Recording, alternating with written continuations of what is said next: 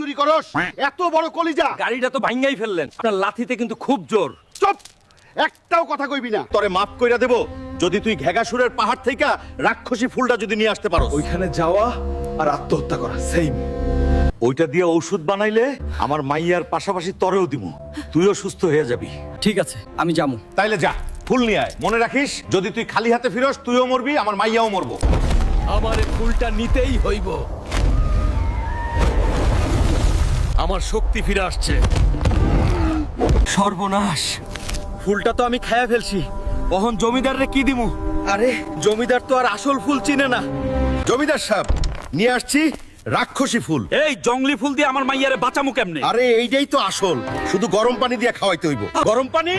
যা তুই খাওয়া, কাম না হইলে তোরে আমি জিন্দা পুইতা ফেলবো। এইটা কি হইলো? মাইয়া তো আমার পুরা সুস্থ।